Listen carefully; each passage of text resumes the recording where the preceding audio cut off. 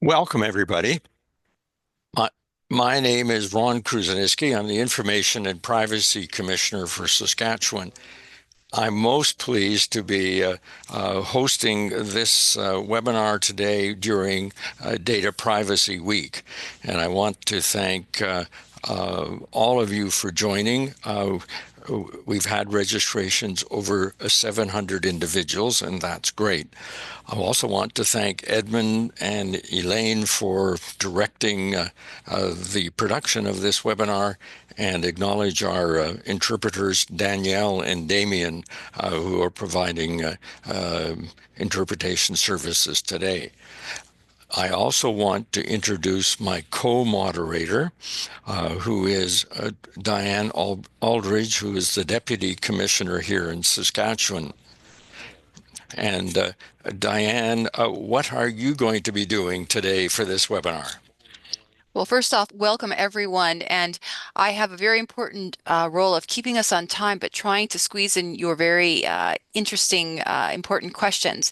So what we'll try to do is if there's time after each panelist speaks, I will go to the Q&A section, pull out a question, pose it to the panelists, and if we can squeeze in more than one, we'll do so. If we're short on time, unfortunately, we won't be able to, but I thank you for posing them nonetheless.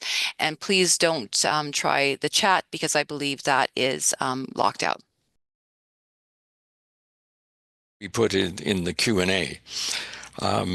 I wanted to show a slide of Saskatchewan, which we do on our website, and want to acknowledge that our office operates on the lands of First Nations of Treaties 2, 4, 5, 6, 8, and 10, and the land of the Métis. But I realize today that we have panelists with us and participants from across Canada. So the next slide sort of reflects the treaties and unceded lands all across Canada. And I think it's important that we acknowledge these are the lands of First Nations and the lands of the Métis. I do also acknowledge that these two maps come from the Office of the Treaty Commissioner's website. As the names of the panelists today, qualified in their field, and the reason I put the names there and the links is that that will take you to their more extensive biographies. Today I will be basically giving brief introductions highlighting their very important appointments and roles. So these are 4 commissioners across Canada.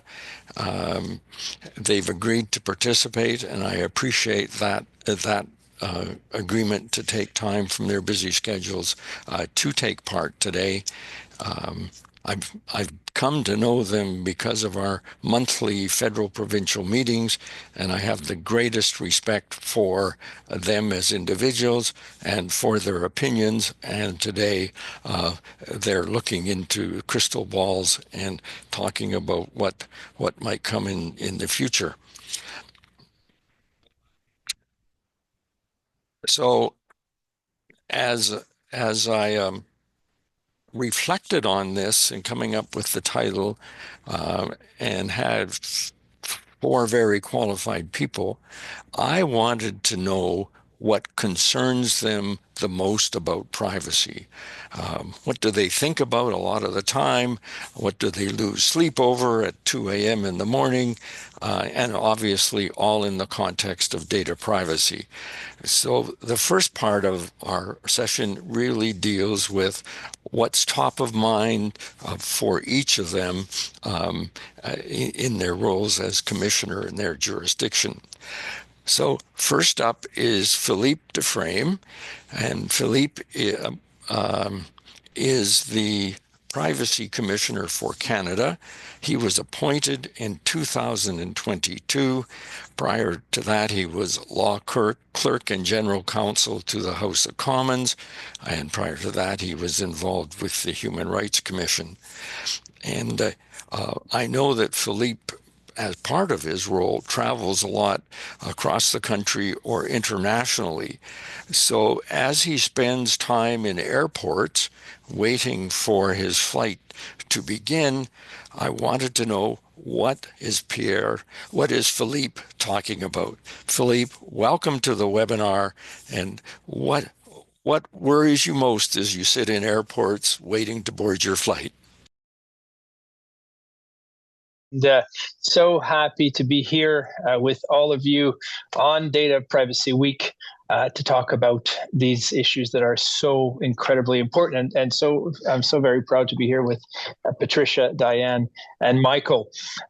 So you asked the question in terms of what keeps us up at night, and it's interesting because I'm very lucky that I sleep well at night, and I value that very much. And but what keeps me agitated during the day, and what keeps me focused during the day, and really what occupies my mind, I think is very much in line with the theme of this week in terms of putting privacy first. And so I am constantly asking myself and reflecting, how can we, as regulators in our fields, how can we be as impactful as possible in protecting privacy and protecting this fundamental right, and doing it in a way that supports the public interest and innovation, but first off, in a way that protects our citizens. And linked to that, how can we make sure to avoid or slow at least this tendency that I see more and more of delegating work and tasks to our citizens? And whether in particular in terms of very complex privacy policies and clauses, and how can we make it easier for everyone to protect their privacy? And how can we make sure that institutions play their part, take their responsibility, meet this accountability? And every time I look at the key principles of our privacy laws that are very much shared and across the world, privacy law is visionary. We're taught we need to modernize these laws in Canada. We need to modernize them federally, both in the public sector and in the private sector. But the key principles are technology neutral. They're in many ways future proof, and they in many ways anticipated a lot of the challenges that we have now. I'm thinking of the principles of safeguarding that is so relevant in terms of cyber security and cyber breaches. I'm thinking of the principle of retention, making sure that you don't keep information for too long, because by doing that, you're increasing your risk and you're increasing your attractiveness to bad actors. Principles of necessity and proportionality, principle of responsibility, principle of accuracy. So all of those things really help us in dealing with the key challenges that we have in this fast-paced world. Thinking of how we can be more effective was really at the heart of the 3 strategic priorities that I launched, in fact, last year during this week, which are first, promoting and protecting privacy with maximum impact. Second, focusing and making sure on that privacy laws and institutions can keep up with the fast-paced moving technology. And third, protecting the privacy of children. So on the issue of maximum impact, what I mean by that is really looking at our internal structures. How are we organized ourselves as commissioners? Do we have the efficiencies and the processes and the systems that are going to make it so that our complaints are dealt with as quickly as possible, that we have the ability to identify cross-cutting issues, that we have the ability to act proactively, and also that we are able to leverage all the tools that we have in our laws for maximum impact. And this is particularly relevant here federally because, as we know, we've had a private sector modernization bill in our parliament now really for the last 5 years and 2 iterations. It made a lot of progress, but it died on the order paper with prorogation. We are long overdue for public sector privacy law reform. But one of the things we said last year, and I'm saying still, is that whatever happens, whether we have new laws, certainly we will be ready for that. But if we don't, we will be ready as well, and we'll be using the existing laws to the fullest. And that is a theme that I've reiterated internally in Canada. I've reiterated internationally. Indeed, with one of the very first statements on AI at the Tokyo G7 roundtable 2 years ago, when we said as G7 DPAs that AI is not a law-free zone. There are existing laws that are applying and that are very relevant, including privacy laws, and so we're gonna apply them.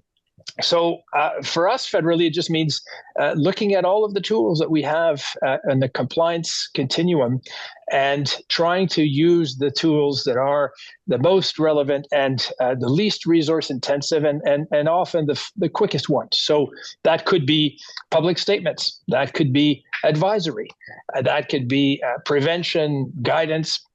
It could be a letter expressing concern or a statement expressing concern or clarifying our expectations, convincing an organization to perhaps pause an initiative while they speak with us and while we can clarify and help them course correct. So as the case may be, for instance, in the case of LinkedIn, when they started training their AI models with information from Canadian users, we reached out to them and they've decided and agreed to pause that training in Canada pending those discussions with us. And so those are very positive development using fewer resources and quicker time, having shorter investigations, using compliance agreements, using all the tools. Now, of course, we'll always need bigger, longer, broader investigations in some cases, but that needs to be reserved for the key major challenges.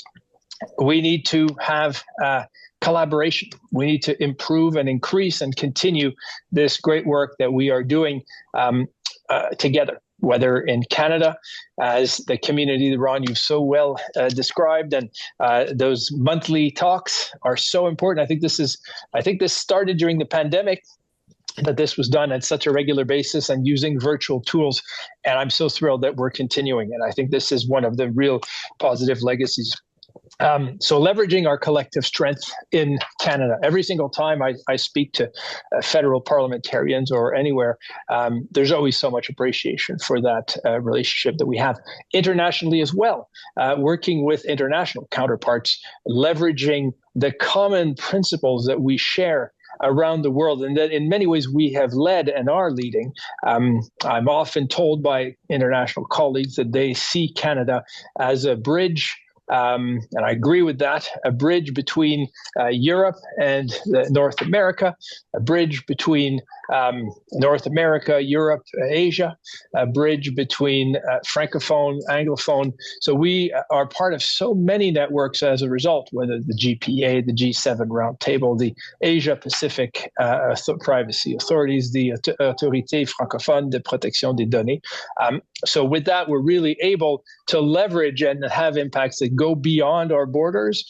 And that is essential, obviously, because data crosses borders all the time, but it's also essential because many of these organizations are not located in Canada, and having this collective voice is helpful and creates an incentive for those organizations to listen and to comply. So I was very proud recently last year to be with Commissioner Harvey in Tokyo for the Asia Pacific Privacy Authorities, and it was quite impressive and heartwarming to see the impact that we were having as Canadians, as a Team Canada. And Pat was with us virtually on a key panel on children's privacy, and you could see the impact and the influence of our work in this field, and also on our work in terms of setting priorities and key performance indicators. So that's hugely important. And as I've said, some of those statements that we've done at the G7,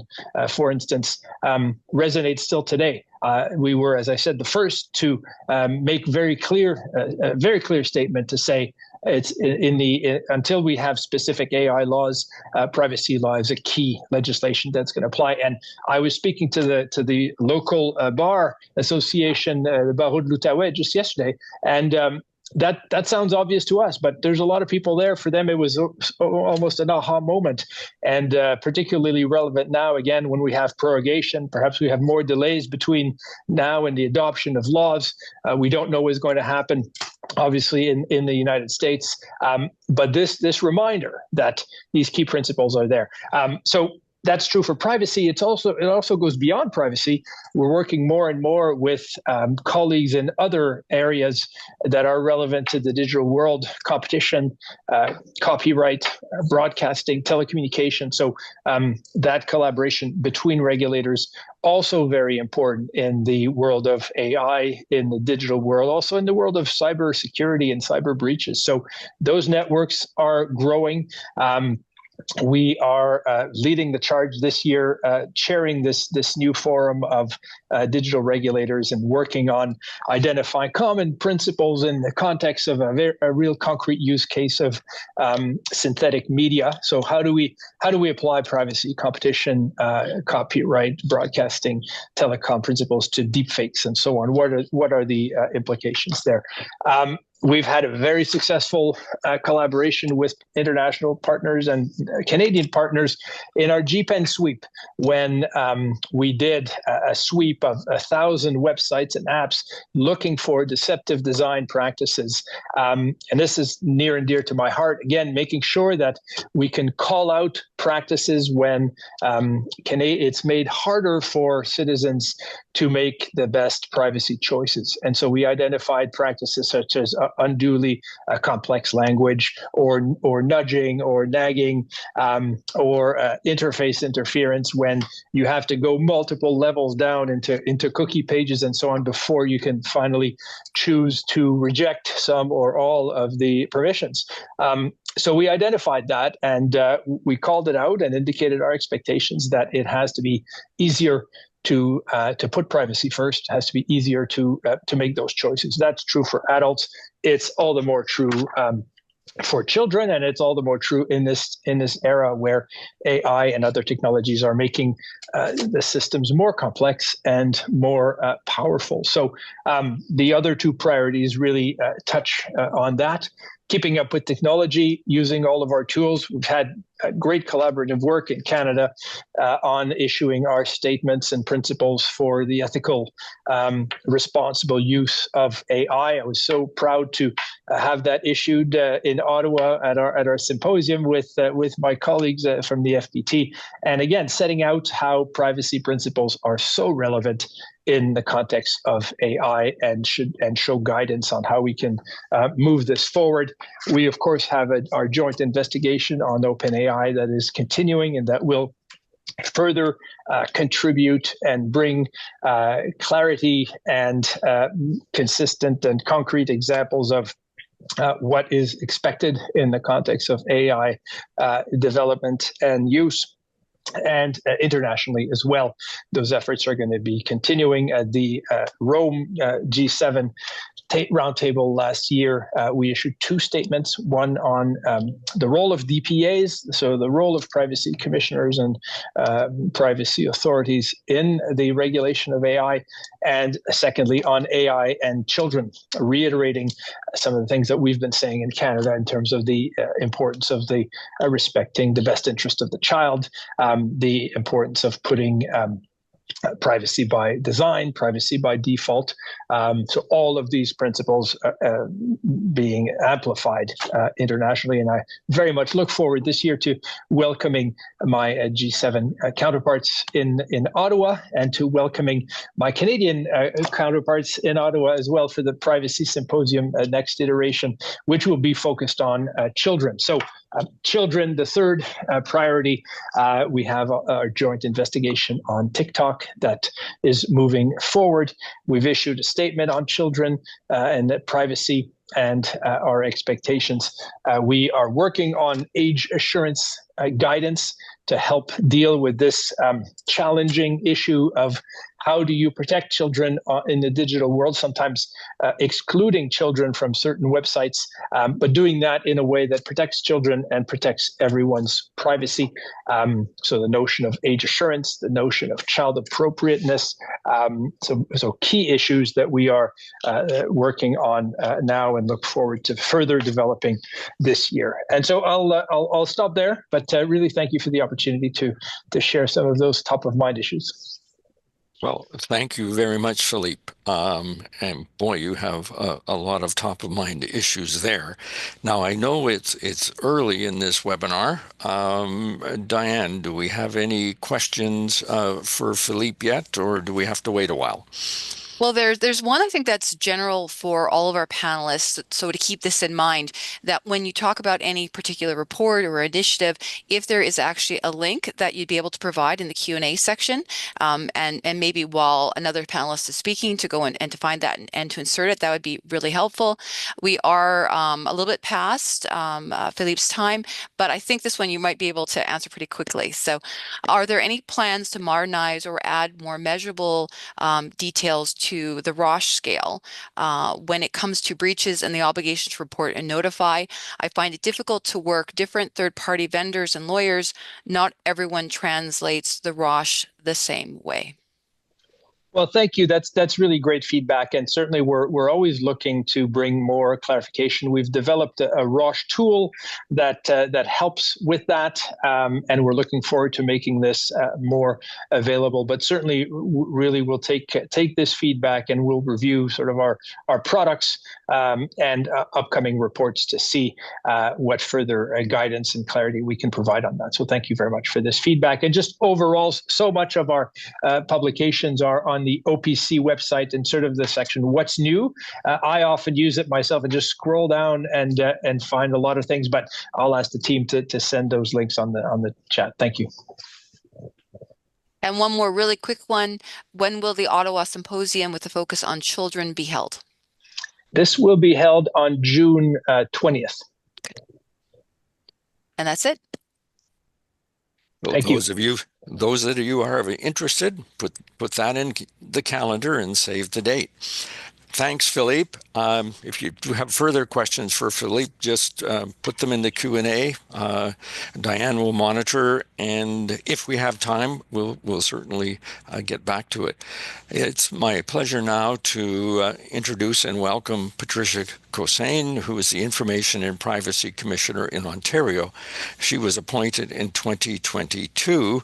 Prior to that, she was at Osler Hoskins, and prior to that, she was Senior General Counsel for the Federal Office of the Privacy Commissioner.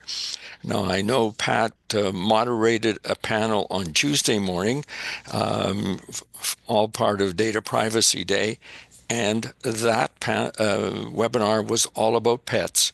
No, not cats and dogs, but about privacy-enhancing technologies. And I think, Pat, if people want to know all about that, there's probably a link on your website that would tell them more about pets.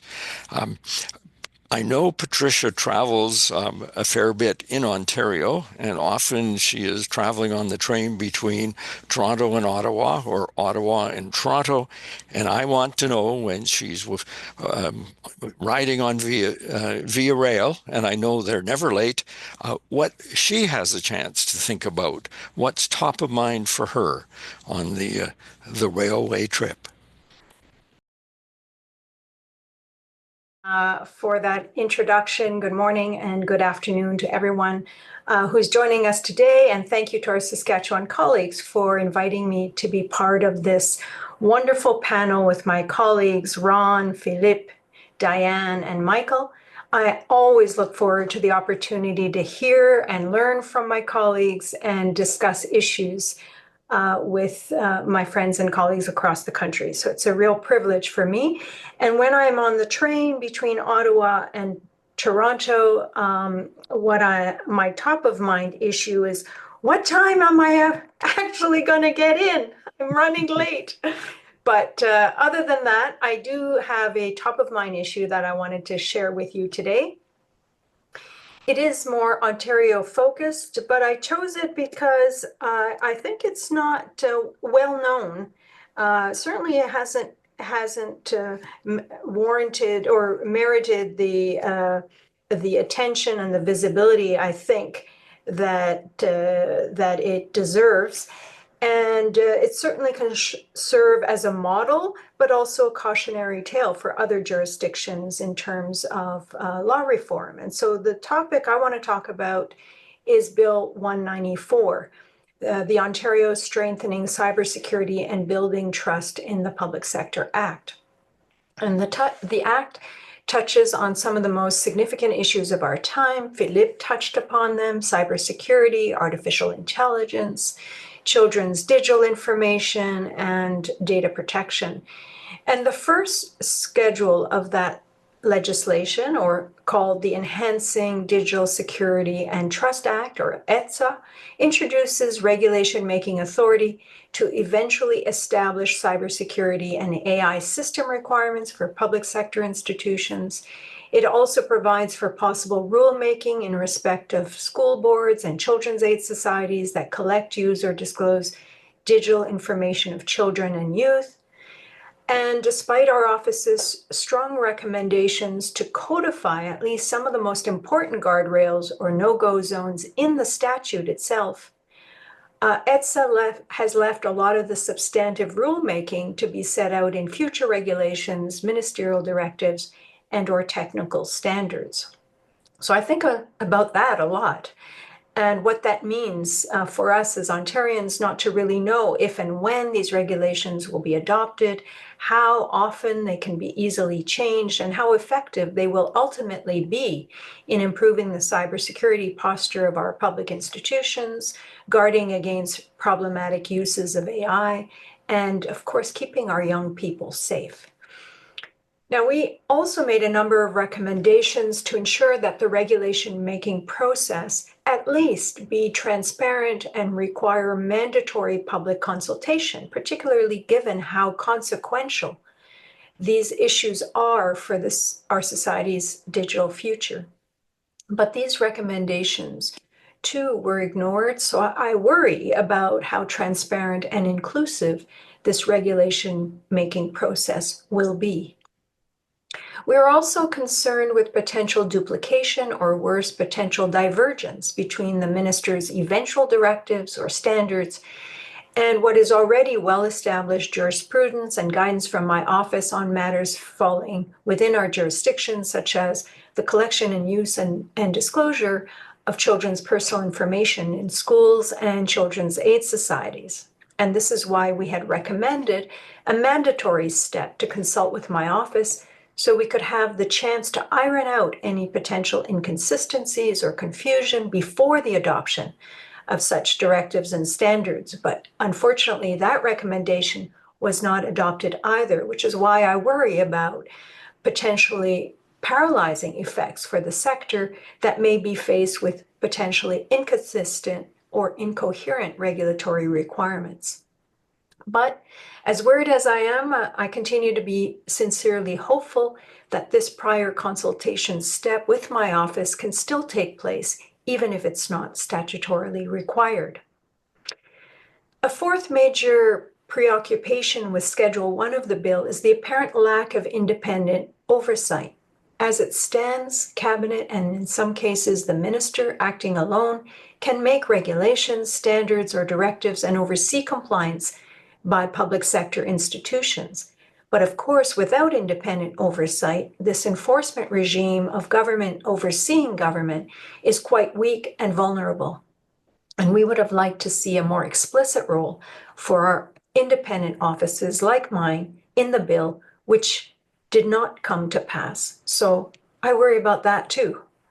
Without an explicit oversight role for the IPC, we will have to rely on individual Ontarians to bring their concerns to my office to give us a line of sight into potential privacy concerns of cybersecurity incidents involving personal information, AI intrusions on privacy rights, and digital technologies using or misusing children's sensitive personal information.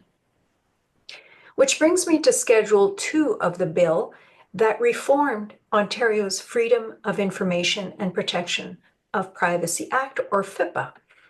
Now, there are many positive changes introduced in Schedule 2, including mandatory privacy impact assessments and mandatory breach reporting for public sector institutions. There's also, for the first time in Ontario, if you can believe it, a clearly laid out privacy complaint regime in the public sector with explicit investigative powers for my office and strong order-making powers. There are also new information sharing authorities for my office, effective as of yesterday, in fact, to be able to cooperate with my FPT counterparts in conducting joint investigations. This means that our office can now cooperate more freely with our federal and provincial and territorial counterparts, for example, in breaches involving a public sector institution under FIPA and other public institutions in other provinces and territories, and a third-party vendor regulated under federal PIPEDA. So these are very positive developments, and we really look forward to implementing these parts of Schedule 2. There is, however, one very odd quirk in Schedule 2 of the bill that we tried to get changed, but to no avail, and the quirk is this. Under the new provisions of FIPA, only individuals who have been formally notified of a breach by an organization can bring a privacy complaint to my office. Yet, some of the most troublesome cases involve organizations that have suffered a breach but have not been transparent about it, and individuals somehow find out about it through other means. And other troublesome cases may involve organizations that overcollect, misuse, or disclose personal information without authorization, or don't take their transparency and accountability responsibilities seriously, independent of any breach happening. And for some strange reason, these individuals would have no right to complain to my office. But my office can, however, initiate an investigation when we have reason to believe that statutory requirements are not being complied with. So if individuals do bring concerns to my office that don't qualify as a reviewable complaint under the law, we will certainly not turn them away if we have reason to believe that the privacy issue they're raising is serious enough to warrant a commissioner-initiated investigation. Another major concern is that while Schedule 2 of Bill 194 amended FIPA, which is very positive, it did not amend the municipal counterpart law, MFIPA. We strongly recommended maintaining parity between these two laws that for decades have been and operated as sister statutes with similar provisions, interpretations, and guidance to the broader public sector. Updating MFIPA to match FIPA would have provided consistent protections to Ontarians regardless of the level of government they're interacting with, and it would have also provided greater clarity and consistency and coherence for public institutions. As we all know, municipalities and municipal institutions like schools, libraries, and police services continue to be major targets of cyber attacks as we read about them in headlines almost every day. But as it stands, these municipal institutions are not required by law to prepare privacy impact assessments or report privacy breaches to our office, at least not as explicitly as FIPA now would have them do. And they're not subject to the new and enhanced investigative and enforcement powers of my office. So for the average Ontarian, they may not understand this logic and expect that my office should be able to respond even when we lack the statutory authority to do so. So this is just a sampling of the recommendations we made to government but were not adopted. And for those of you interested, I can post a link to our full submission. And that's available on our website. But as I say to the team back home, onwards and upwards. We need to forge ahead, and my office remains fully committed to collaborating and actively engaging with government on forthcoming regulations and directives to meaningfully protect Ontarians' rights. We've now shifted our office's focus to exploring what can be done through regulations, directives, and other mechanisms, and giving our best advice to make the best of the legislative hand we've been dealt. So, for example, what should be the minimum requirements for robust cybersecurity programs and reporting obligations? What should be the requirements and no-go zones for public sector use of AI, and the requirements for the collection, use, and disclosure of children's sensitive personal information when using digital technologies in schools and children's aid societies? So we certainly look forward to participating in meaningful consultations with the government on the adoption of these regulations that will be critical for maintaining public trust, while we continue to advocate for stronger protections for all Ontarians, greater transparency and accountability, and independent oversight. So that, Ron, is a nutshell of what I think about on my train ride between Toronto and Ottawa. Well, thank you very much, Pat. That's a fair amount to think about. So hopefully that Via Rail train goes slow enough that you can get it all in. I'm sure, I hope our audience is warming up. And Diane, any questions at this point? Yes, one question. Is Ontario considering any privacy legislation for the private sector? What considerations are in place for employees in Ontario? Great, a very good question. As far as I know, the fairly serious effort that was underfoot in 2022, I believe, to adopt a private sector privacy law in Ontario has really gone away. I've not heard anything in terms of resurrecting that important initiative that was underway, and I certainly and we certainly try to keep that gap front and center because we don't want to lose sight of the importance of private sector privacy legislation to fill the gaps that federal private sector legislation cannot fill for constitutional reasons, regardless of whatever future bill will come about again federally. So employee privacy is a clear example of an area that is not covered in federal legislation, at least not for provincially regulated employers. And that is a glaring gap that we believe should be addressed in private sector privacy legislation in Ontario. So I'll leave it at that, Diane, because I know we're short on time, but it's one of my favorite topics because I believe strongly that the millions of workers in Ontario deserve privacy protections, just as other employees have in other provinces across this country. Thanks, Pat. We probably should move on. Thanks. Okay, thanks, Diane. I next want to introduce Diane McLeod, who is the Information and Privacy Commissioner of Alberta, and she was appointed in 2022. Before that, she was the Information and Privacy Commissioner and Ombudsperson in the Yukon, and moved back to her home province in Alberta in 2022. Now, I want to know what Diane thinks about, I think when you're the commissioner in Alberta, you probably drive fairly often from Edmonton to Calgary or Calgary to Edmonton, kind of a long old drive. And Diane, I wonder, what are you thinking about when you make that drive? Well, thanks, Ron. I actually do drive the QE2 frequently, and admittedly, I do listen to True Crime podcasts quite a bit, but I do think about work from time to time and play some of my colleagues' podcasts, which I always enjoy listening to. So the first thing that I'd like to talk about is some things that Philippe touched on, and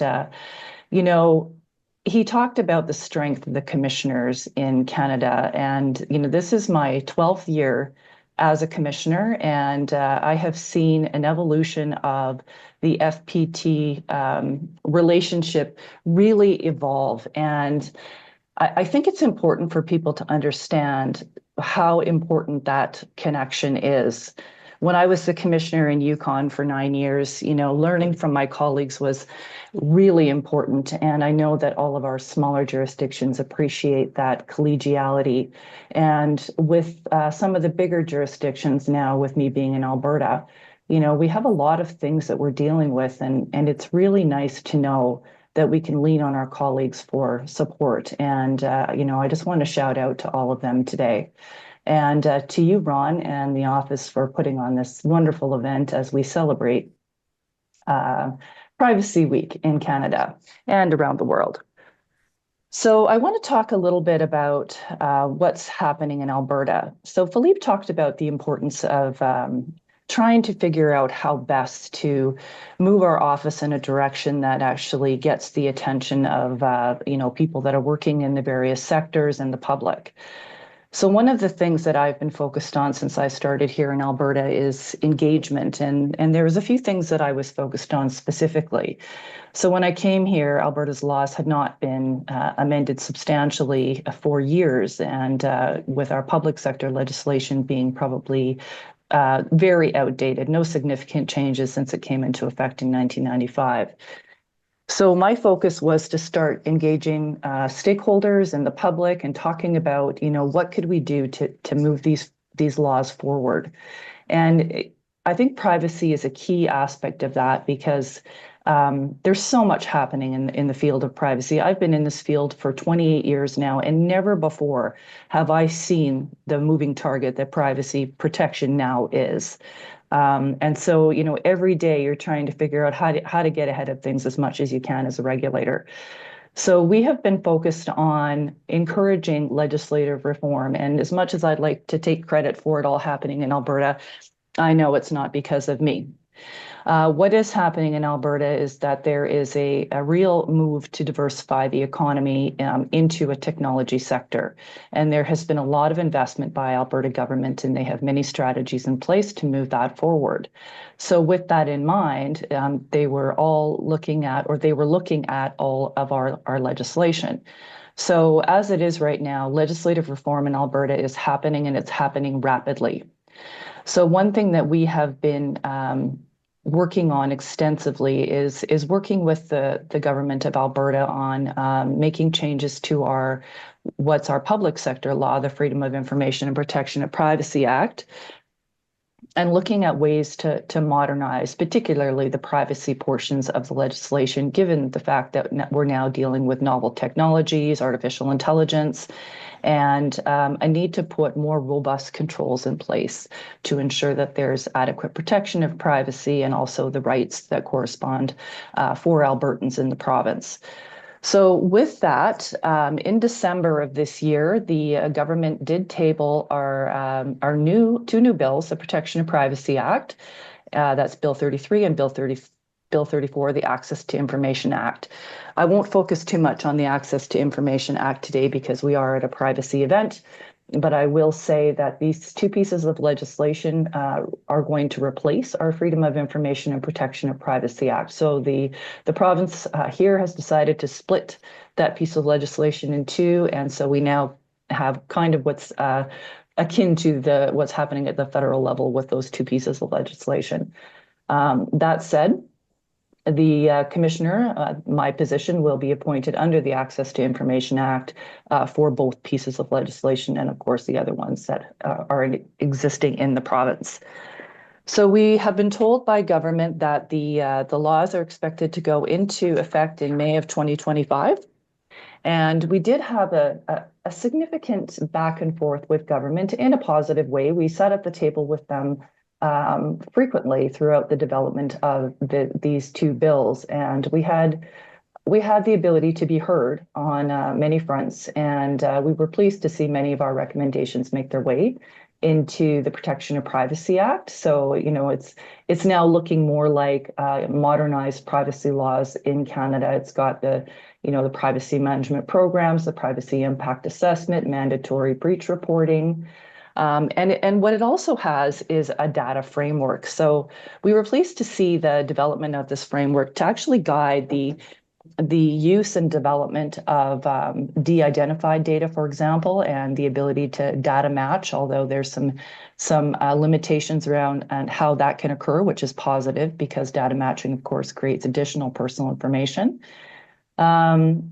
The de-identification and anonymization of information under that act actually remains subject to oversight under that act. So we think that's very positive because of the risk of re-identification, and to the degree that we are at now in terms of standardization for de-identification or anonymization.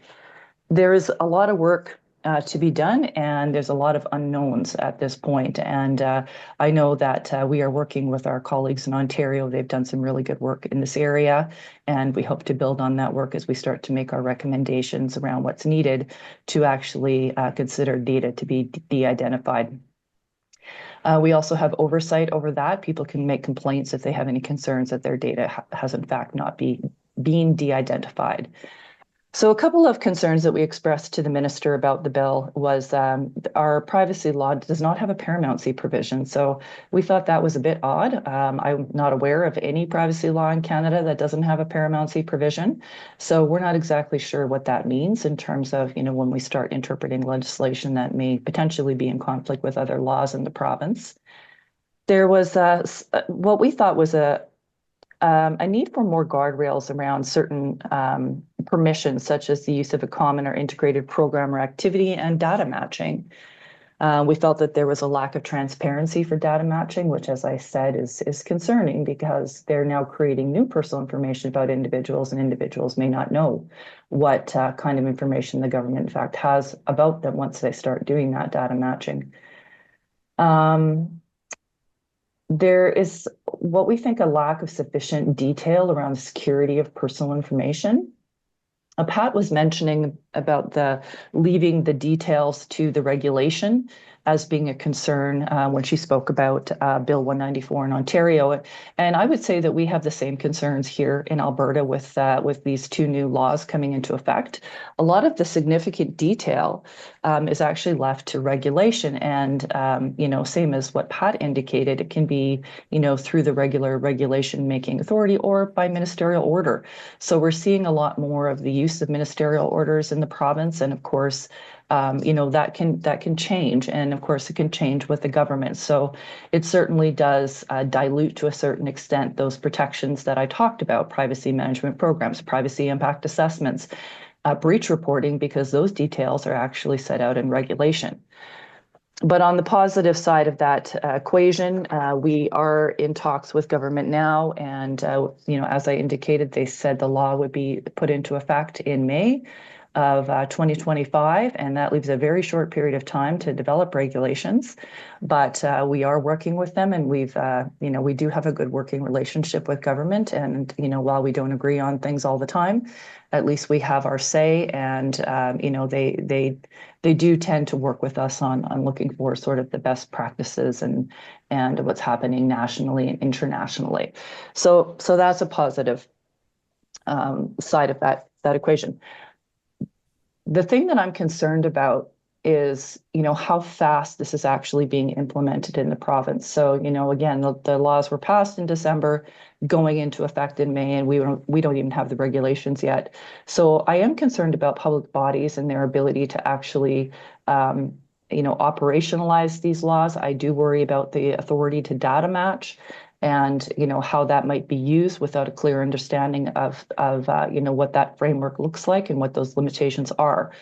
So we will be doing our best to communicate with the public sector and try and put out some guidance documents and get ahead of some of the issues that we think might be of significant concern. So we'll be working on that, and my team, I just have to shout out to my team. As one of the bigger jurisdictions in Canada, we actually have probably one of the smallest offices. So, we are all doing a lot of work right now. I think the office is the busiest it's ever been. And, we're trying really hard just to kind of stay afloat. So not only do we have that happening in the public sector, people may be aware that Alberta was once one regional health authority. It is now being broken apart into 4 pillars.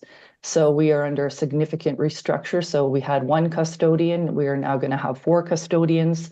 And, then we have to separate out all of the information that was actually contained in the information systems and other repositories of the 1 custodian to the 4. So we anticipate that there's going to be significant amendments to our Health Information Act to establish joint custodian and some other ways to facilitate the sharing of information broader into Alberta. We are aware of some of the changes that are being anticipated. Some of them are related to, ensuring that there's the ability to use technology and to advance public health care services delivery through that kind of technology. So we are in talks with our Alberta Health about things that are happening there. And we actually conducted a survey of the public, our healthcare providers, researchers, and institutions to get a sense of what they felt was important in terms of amendments to our Health Information Act to facilitate sharing and ensuring that there's adequate privacy protections of Albertans. So we are working with them right now on that. So there's more to come there. And I'll just quickly touch on our private sector legislation. So, as I indicated, all things are happening at once, which there is some positives to that because we do have the ability to harmonize, which is something that, I've been advocating for and the sectors have as well. We also have our PIPA, our Personal Information Protection Act, which is under review, and that is similar to the federal PIPEDA. So the Standing Committee on Resource Stewardship finalized their review in December, and they put forward 12 motions for recommendations to amend PIPA. I won't go through all of them in detail, but some that I thought were really important is that they're going to define de-identified anonymous data, sensitive information, clarify the meaning of commercial activities. They're going to add in specific protections for children, which we're really pleased to see, given the significant risk to children as a result of their online activity. The ability of the commissioner to issue administrative monetary penalties. One of the things that they did talk about, of course, is the need to ensure that there's substantial similarity to the federal legislation. Now with Bill C-27 off the table, I think that there may be some challenges to figuring out exactly what that will look like. But I do not think that will stop them from amending the legislation because they're really looking at how they can scale up artificial intelligence in the province and actually bring that to market. So, all of those things have to work together. We need to have all the laws working together in order for that to happen because it often does cross all the sectors. So, I think I will leave it there. I know that we're running short on time, and I don't think there's really anything more to say about all the legislative reform that's happening in Alberta, and I'm happy to answer questions. Diane, that's a lot to think about in an hour and a half drive. Diane Aldridge, any questions for Diane McLeod? Yes, one's specific and one's more general. So I'm going to get the targeted one first. So could you elaborate and provide any insight into if you understand like why they decided to split the legislation in Alberta? And then do you think that the split allows privacy legislation to be more agile in a world of ever-changing technology? Yes, so thank you for that question. So, I do think that one of the reasons why they split the legislation is for exactly that reason, because the privacy landscape is moving so quickly. They need to have the ability to amend the legislation in order to ensure there's that adequate protection while still ensuring that there's the ability to use information for legitimate and responsible purposes, and what I mean by that is de-identification and anonymization. So those will be the key drivers to the ability to then create the advances in the technology that the province is looking at doing. So that is one of the reasons why I think they split the legislation, and the government may have a different response to that, but that's my understanding. And really quickly on the other one, it is when there are recommendations put forward by your office or any other commissioner's office or ombudspersons in Canada, do you think that it has anything to do with maybe industry lobbying? And what do you think any role do Canadians have to encourage elected representatives and bureaucrats to respect the will of the commissioners and the populace?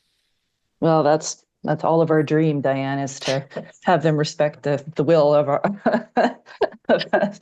But I mean, I can only speak from my own standpoint as a commissioner in two jurisdictions now, and is all you can do is work with them and try and get them to understand what it is we're trying to achieve, because I think that the beauty of the work that we do is we have so much knowledge that we can actually share with government to help them understand what those complexities are, because in fairness, they don't live and breathe this stuff every day like we do. Right. So by having us there and engaging with them and helping them understand, that gives us the best leverage to at least try and influence what might happen at the end of the day in public policy. But of course, there is politics and there is lobbying and there's all those things that go on.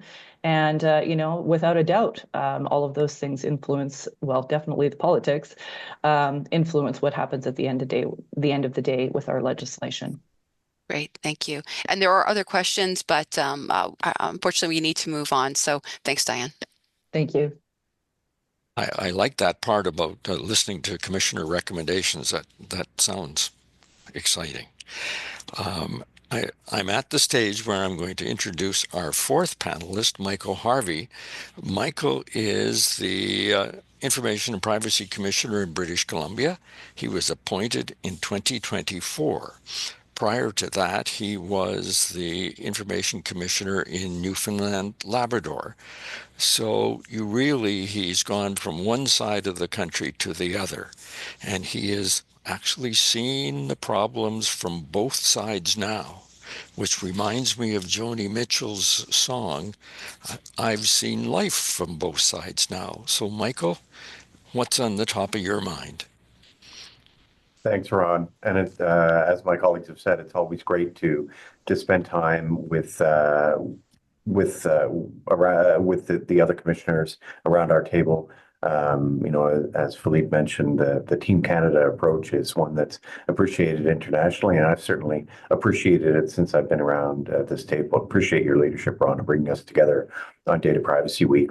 So I'll tell you what is the top of mind issue and the anxious issue here for people in Victoria, and that is that it's first of a handful of anticipated snow events is planned for Victoria. So this is a big deal. I can report with considerable alarm that there is up to 4 centimeters forecast to arrive over the next 2 days. So this is causing an enormous amount of anxiety here in Victoria. But for the time being, it's a beautiful morning here. The sun is streaming in through my window, and ever since I've been here in British Columbia, I've been reflecting on the natural beauty of this province. And when I do that, I always make sure to reflect on my gratitude to be welcomed and shared here in these lands that are the traditional lands of the Lekwungen-speaking people, now known as the Esquimalt and the Songhees. And I work here with gratitude and in a spirit of truth and reconciliation. One of the things that has quite surprised me since coming from Newfoundland and Labrador all the way to British Columbia, and with a sense of excitement about a broadened role, because here in British Columbia we have private sector oversight, and also a very broad private sector oversight that also includes oversight of nonprofits, churches, political parties. So it's really one of the broadest mandates in the country, if not the broadest at the provincial level. And so I've certainly been excited, and I expected, and to a certain extent have been dealing with really cutting edge topics in privacy oversight. But one of the things that I've been surprised about is that one of the most controversial issues I've been dealing with has been what I've jokingly referred to in the office as the hot button privacy issue of 15 years ago. I'm now dealing with I think four separate files with four separate municipalities in the province having to do with video surveillance by law enforcement. And so I've been a little bit surprised about that because that's not the artificial generalized intelligence or some of these hot new topics, but it is what is on the minds of people here in the province of British Columbia right now, and people are concerned about it, and it's as I've reflected on it, I've reflected that this is connected to a really fundamental principle that I think is important for us to reflect on, and that is the notion of our reasonable expectations of privacy in public. And that is directly connected to the notion of really what privacy is and the principle that, and the understanding I think that I've had and that I think is shared around our table, that privacy is a fundamental right. I think that we find in our community that the understanding of privacy is somewhat more expansive than is understood maybe sometimes in the general public or about people who spend less time in this field. I think commonly privacy is understood to be more aligned with security, and you can certainly understand that there is no privacy without security.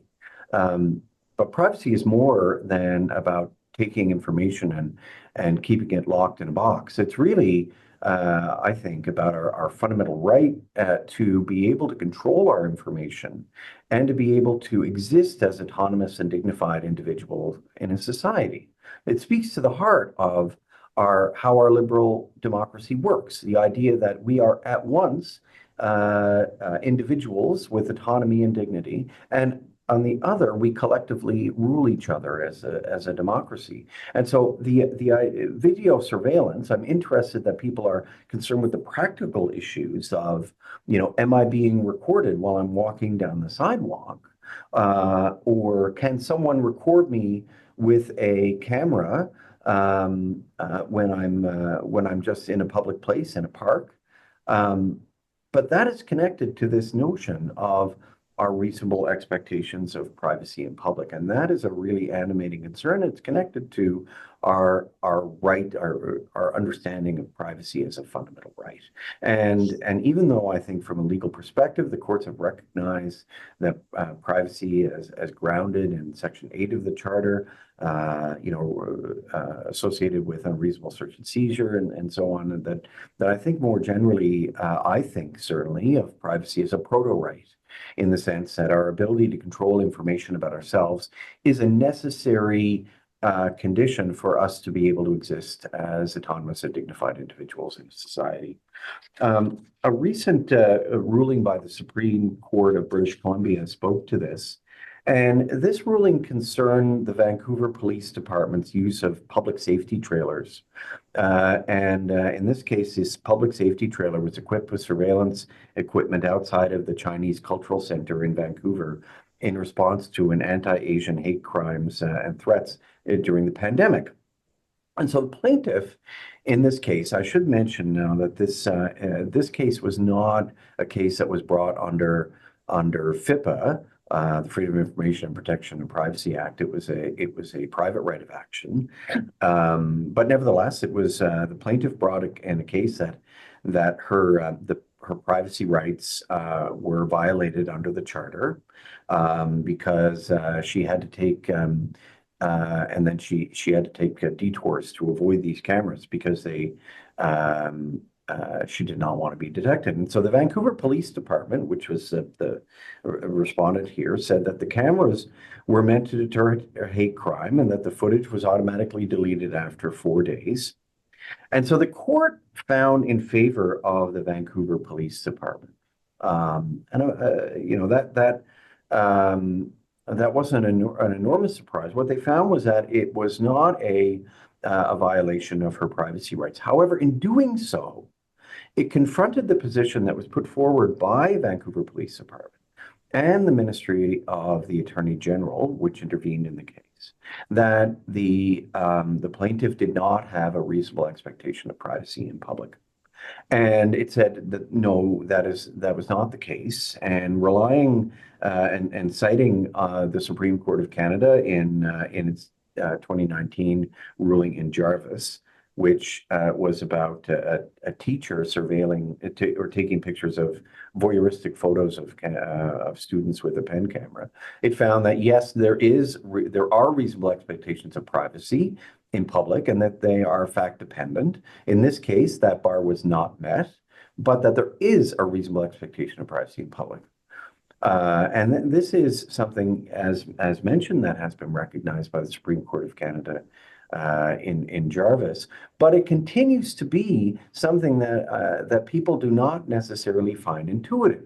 So in one of the files that I mentioned related to video surveillance that we're dealing with, there was a Vancouver city councillor who was making the case that existing traffic enforcement cameras, that the video that is collected from them should be accessible directly by the police for the purposes of law enforcement, even though that's not why they were set up.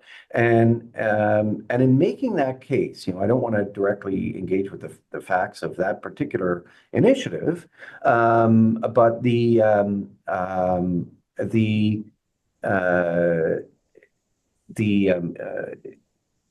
with the counselor in that case said, everybody knows that there's no reasonable expectation of privacy in public.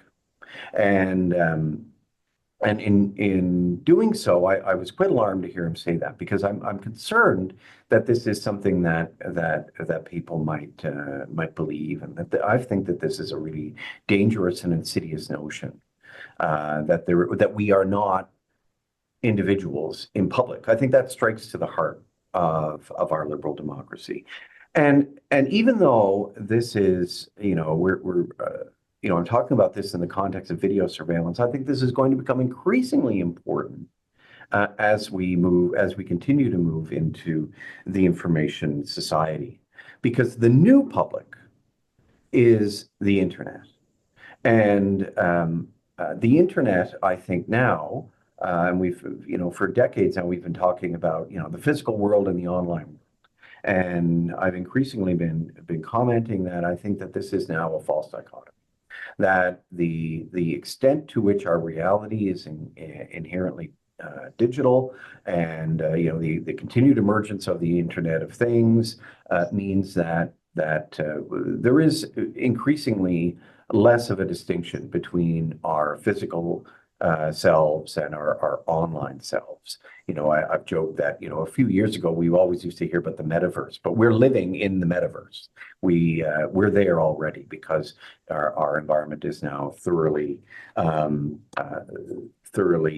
digital. And so the new public, in which we need to have a reasonable expectation of privacy, is the online public. And so this has been a topic of considerable investigation in recent years. So, for example, the case with Clearview AI, which this office here investigated in collaboration with Alberta and Quebec and our federal colleagues, and we collectively found, and then in BC we ordered that Clearview take corrective actions, because what Clearview was doing was scraping the internet for biometric data of our facial recognition, and then selling that data onto law enforcement.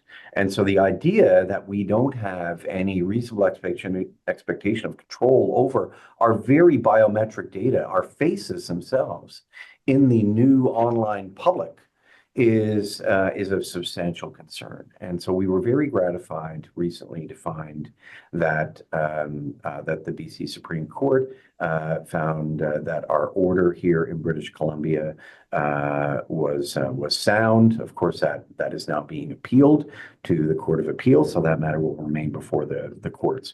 But I think now, what I even though I have joked internally that this video surveillance in the video surveillance by law enforcement is a hot button topic of 15 years ago. The reality is that the real question, which is what is our reasonable expectations of privacy in public, is, I think, going to be, from a rights perspective, the motivating question of our time. So with respect to time, I'll stop there. I've noticed that there was a request in the chat for the references to the court cases that I've cited, which were Jarvis and Clearview, and the other case, I can't recall the name of the case offhand, but the one having to do with VPD, be posted in the chat. I'm wondering if I have if there are staff who are watching this that might be able to pull up those references and plop them in the chat for people to be able to refer to. Otherwise, I'll find some other way to get them to you afterwards. Thank you. Thanks very much, Michael. And Diane, any questions? Well, to try to get us back on track, and this is a long one, so really, really quickly, like 30 seconds, Michael, and I think this will hopefully give the individual some perspective. Their comment was about, or question was about, well, the fact that we don't have privacy laws that apply to individuals, and there's this risk that someone's going to just film you and then post it to social media. But we do know that sometimes there are some laws, things that individuals have to be concerned about because they can get in trouble for doing that potentially. Yeah. So I mean, there's a tort in BC under a statutory tort under the Privacy Act, and then increasingly across the country, we've seen a private right of action related to the tort of seclusion against intrusion. So even though and I will say that there are offense provisions under here in BC under FIPA that but our regime is, yes, indeed, focused on organizations, whether under FIPA, public bodies, or under PIPA, other organizations. But yeah, I mean, there are legal routes to protect people's privacy against violation by individuals. Exactly. And just really quickly, in Saskatchewan, we have the Privacy Act as well, and not to forget about the criminal code. There could be some considerations there as well. But that's all we can take for questions right now. Thanks. Well, thank you very much, panelists. And it struck me as we were sort of working on the questions for this, talking about what was top of mind, kind of reflects a lot of thinking in articles and podcasts as to what happened in 2024. And a lot of articles where people start predicting what they think the big issue will be in 2025. So I think we have about 20 minutes left, Diane. So I'm going to go around the table or around the panel. And first of all, Philippe, as you're sitting on the airplane looking out at the clouds, what do you predict as the issue for 2025? Thank you, Ron. I think federally, certainly in the next year, we are going to be looking at the aftermath of prorogation and C-27 dying on the order paper. So I think the one to watch will be to see what happens there. Will there be an effort to reintroduce either C-27 or some version of it? And that's going to depend on a lot of factors, including, of course, the political pressures and priorities. So I think if it does go forward, then we're going to see the efforts continuing there to provide sound advice to parliamentarians and making it the best law that we can have and that Canadians deserve. If we don't, if for whatever reason there is an absence or a temporary absence, then I think we need to be looking at the current laws that we have, as we've been doing, and applying them to the new developing world in which we live in. And I think either way, I know that we'll succeed because we have We have principles that stand the test of time, and we have a very strong and committed private privacy bar in this country and a group of privacy professionals across the spectrum, whether in the private sector, public sector. So I know that that we'll be working collaboratively, and certainly us at the OPC will be using all of our tools, the guidance, the advice, the prevention, and then the compliance, promotion, and enforcement tools to make this happen. We're going to continue to see, unfortunately, cybersecurity and cyber breaches as a major vector of threats, and we're going to have to use, again, all of the tools and all the regulatory regimes that are there. I was at the Faculty of Engineering of the University of Ottawa last night, and seeing that they have a specialized center developed with IBM to train engineers on fighting cyber attacks. And so this is a collective effort. We need to leverage everything that we have. We're going to continue to see the need to protect children's privacy and various approaches to that. I think more and more questions being asked about the impacts of social media on children's health. And so what to do with that? We have Australia that adopted legislation to ban it. We have seen criticisms of that approach in saying that it's not about protecting children from the online world, but it's protecting them in that world. So I think the reflections are going to continue to find the appropriate Canadian balance on that point. I think it's going to include things like age assurance, child appropriate codes and mechanisms. We're also going to continue to look at this interplay between privacy and other regimes, competition, copyright. Also in the financial sector, I think we're a key development in the last parliament was expanding the ability for banks and financial institutions to share information with one another to prevent financial crimes.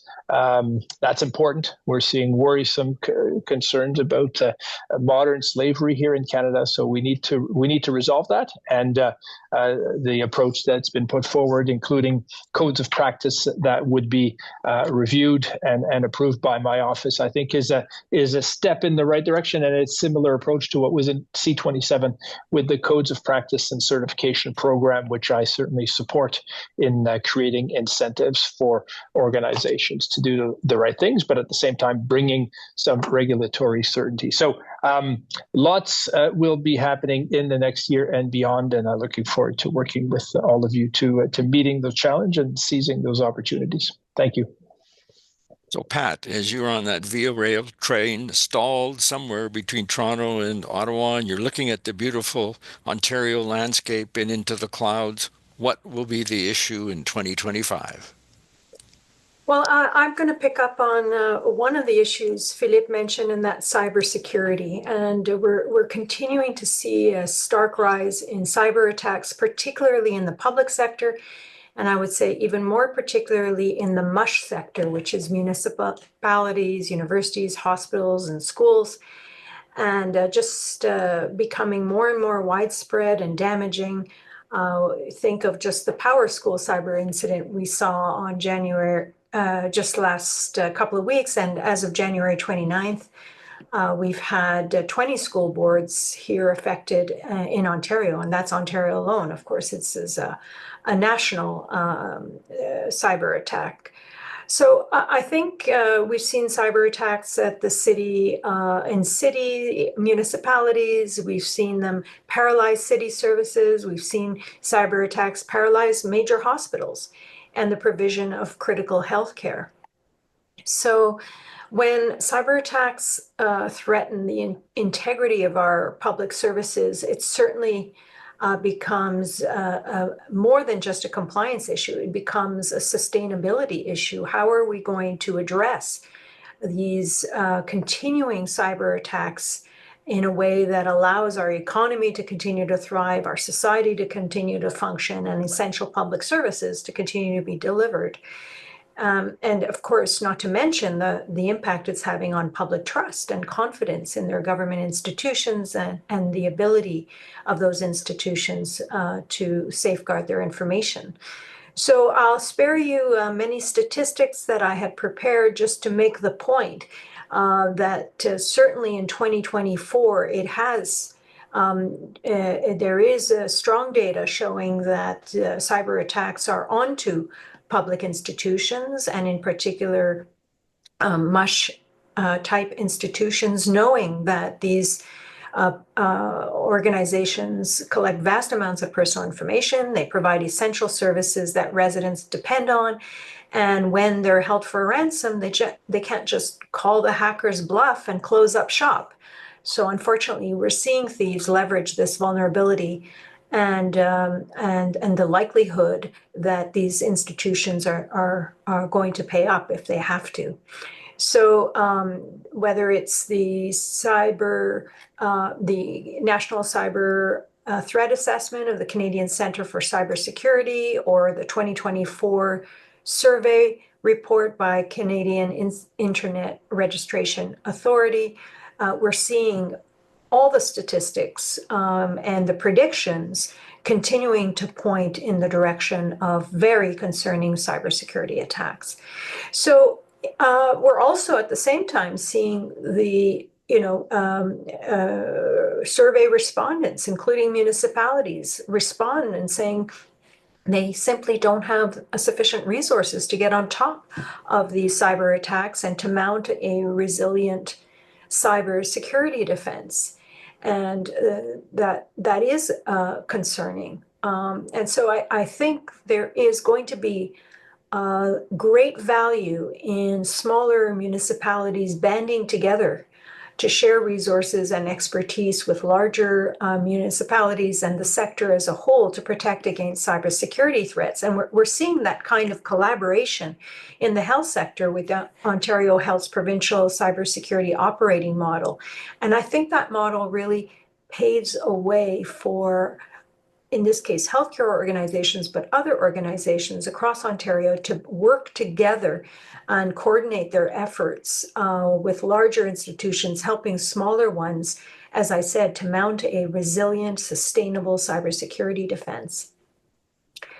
I think also there's a lot that, as insurmountable, of course, as this problem seems, there's a lot that organizations can do and individuals can do to at least mitigate cyber risks.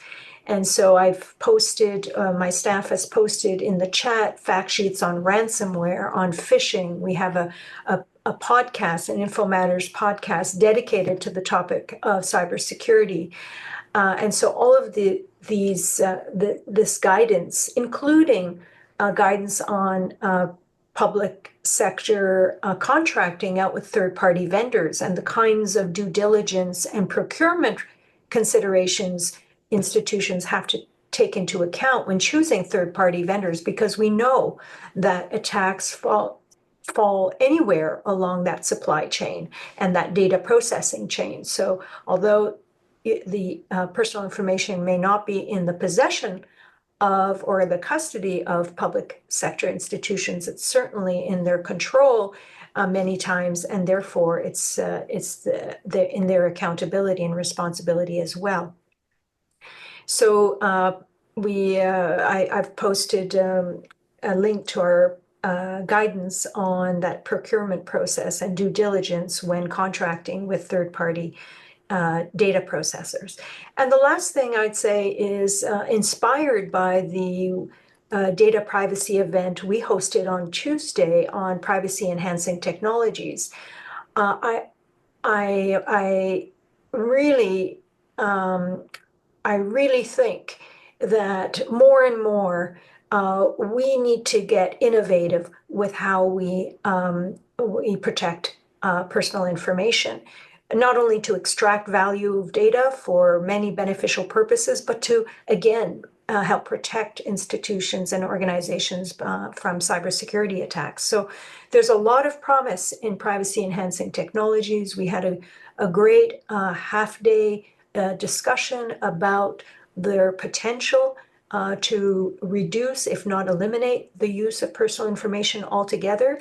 And therefore, the less personal information there is, the less vulnerable institutions are to cyber attacks. So recording of that webcast is going to be posted to our YouTube channel very soon. And so I just say, please stay tuned for a link to that webcast on our website. or through LinkedIn, because I do think the future requires us as privacy advocates to be innovative and in meeting the challenges and opportunities of innovation more generally. Thank you. Thank you, Pat. And Diane McLeod, as you drive from Edmonton and gaze at the Rockies and your eyes stray to the clouds, what do you foresee in 2025? Well, thank you very much, Ron. I think that, my colleagues have talked about cybersecurity, and obviously that's something that everybody is paying close attention to. But here in Alberta, one thing that we're paying close attention to is the development of artificial intelligence for the use in healthcare delivery. And that is something that's being funded by our government. We have many, many projects underway. And we actually just received notice that there is a group that's being pulled together. So it's called Enabling Better Health Through Artificial Intelligence Program. They have a consultation committee, and the purpose of this consultation committee is to actually navigate all of the barriers and create a pathway to develop this kind of technology and bring it to market. So that together with the advances in quantum computing, I think are something that we are going to have to pay close attention to in terms of, how the information is being used, how the models are being trained, and any adverse effects that may be coming as a result of the use of that technology. As I indicated, we do have some amendments to our legislation. We recommended many changes to the Personal Information Protection Act to try and protect the data of citizens in those activities and ensure that they have rights, such as the right to object, the right to know if there's going to be a system that's making a decision for them, appeals, etc. Many of the things that were set out in Bill C-27 are also within our recommendations. But one thing that I am concerned about is the lack of legislation to control the use of artificial intelligence and ensure that we have responsible processing and reporting of certain kinds of systems and risks. So with the loss of C-27, we also lost ADA. And that legislation, of course, was to put some guardrails around the use of that technology. So we here in Alberta are recommending that the government actually create our own legislation to protect Albertans and anybody whose information is being used in the development of systems here. So we have heard that might happen, but we don't know any more than that at this point. I will note that I was at a conference last spring. It was thousands and thousands of developers at this conference in Calgary, and there was a lot of really cool things and robots, and it was all pretty eye-opening actually, from my perspective. But one thing that was consistent amongst any person that I talked to there was the need for those guardrails so that there's trust in the development of that technology, and so that in itself will help it perform better in the marketplace. So I see we're really running out of time here. I want to leave some comments to my friend Michael, so I will sign off on that, Ron. Thanks, Diane. And Michael, what's going to be the top issue in 2020 as you gaze out over the ocean and interpret the waves? Is it 4 centimeters or snow or some other major privacy issue? Well, I want to stick to my theme of rights, Ron, and yes, C-27 has died on the order paper. One of the things that we're going to be concerned about in that regard, that C-27 was mapping forward a move into introducing legitimate purpose as a form of legal authorization for the collection of information, and certainly in the new information economy, it is important, as we know, the GDPR and the European Union forged ahead on this, was establishing other legal authorizations for the collection of data. More and more use cases of artificial intelligence are going to make innovative companies more and more anxious to collect data, and that means that we need to have feasible feasible ways to legally authorize this collection of data and have the guardrails in place, as Diana's just mentioned. But that said, if we believe that privacy is a fundamental right, then we should not. We should also remember that our laws, as they currently stand, and as Commissioner Dufresne currently mentioned or mentioned off the top, those laws do presently apply to AI use cases and all use cases of the collection of information, and they're rights-based and they're consent-based. And so the question I've been wondering about moving forward is with or consent, because I think that if we believe that privacy is a fundamental right, then consent should remain the first stop on the authority on the train to establish a legal authorization. And yes, there will be use cases for which other forms of legal authorization will be required, but consent is what we have now, and I believe there's a future for consent. Some people say the consent model has been broken, but I would argue that in many instances really the question is the consent model has been deliberately broken as a deceptive design practice, and that's something that we certainly found during the sweep that we did over the past year, as referenced by Commissioner Dufresne. So to the points that have been made about innovation, I've been saying, and I believe that the winners in the information economy and the information society will be those that innovate to put control back into the hands of the owners of the personal information that will be the lifeblood of our information economy. I think that is the future that I want to live in, one in which we can find ways to control our information as individuals more, and that should be the basis for our economy. So, with or consent is the question that is going to continue to animate me as I look forward. Thanks, Ron. Thank you very much, Michael. I think to our audience, with our four panelists, I think they've outlined, in effect, a blueprint for Canada of what's important and what will be the issues in 2025. So when we, in due course, sort of get this webinar kind of finalized and available on YouTube. If you've got an extra hour and a half, or a colleague has, reviewing this will give you a good idea as to what's happening. So I want to thank the panelists individually for their time and comments today. So thanks, Philippe Dufresne, Privacy Commissioner of Canada, Patricia Kosane, Information Privacy Commissioner of Ontario, Diane McLeod, Information and Privacy Commissioner in Alberta, and Michael Harvey, Information and Privacy Commissioner in British Columbia. Thank you for all your preparation and your comments today.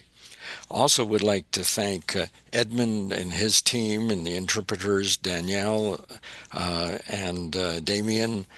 In my office, Kim, Julie, and Tristan, and my timekeeper and question asker, Diane.